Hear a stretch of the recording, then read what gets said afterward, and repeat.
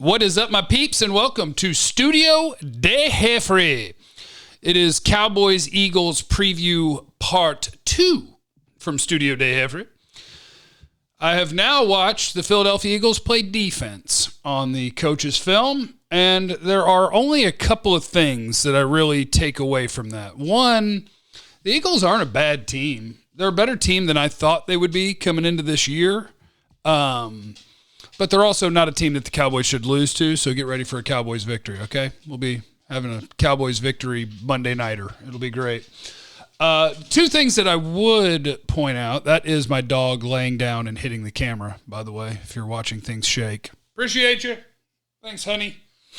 The two things that I think are worth pointing out is where the Eagles on defense, I think, are very good is, holy cow, Javon Hargrave, defensive tackle, has been a really good add for the Philadelphia Eagles on the interior. That dude was terrorizing San Francisco, and not just as a run defender, but also as a pass rusher. So your primary concern in this game, according to me, is Javon Hargrave in the middle of that defensive line. So that is going to fall on your guys, Biotish, Connor Williams, Zach Martin.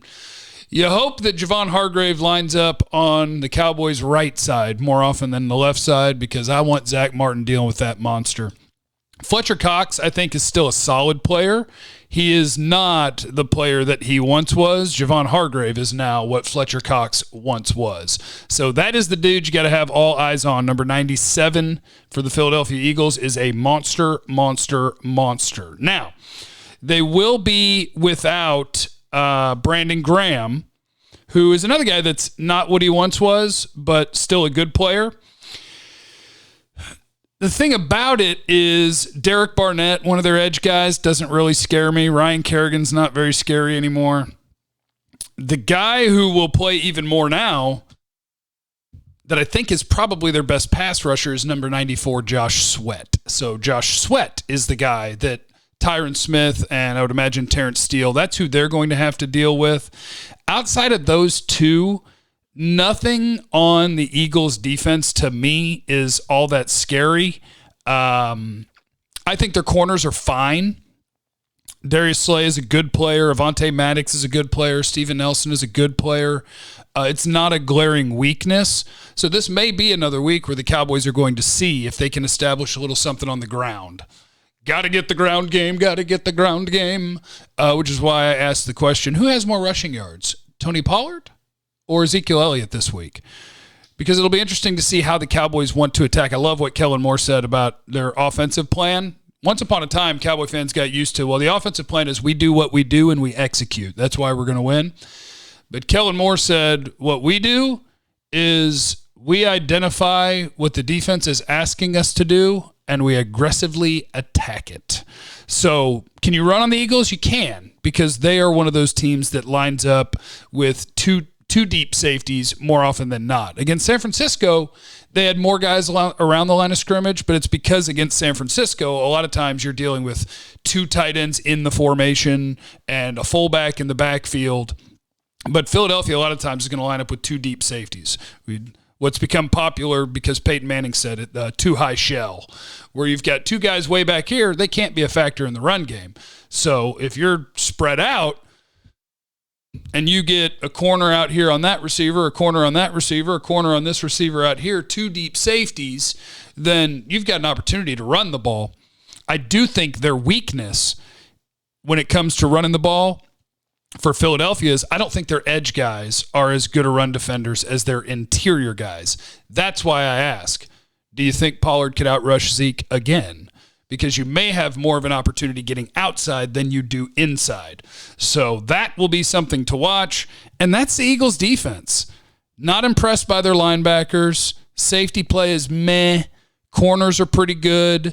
Interior defensive line is very good. Josh Sweat is a good pass rusher.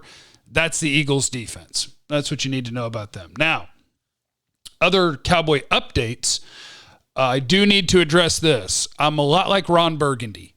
If it's on the screen, I'll read it. So when I see a song name, I just read the song name and whatever words are with it, okay? I'm not thinking about the band.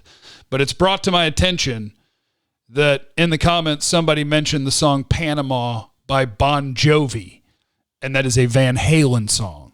I know that. I'm just Ron Burgundy. I just read words. So Panama, Van Halen song. I got you guys. Keanu Neal is on the COVID list. My anticipation is he will not play.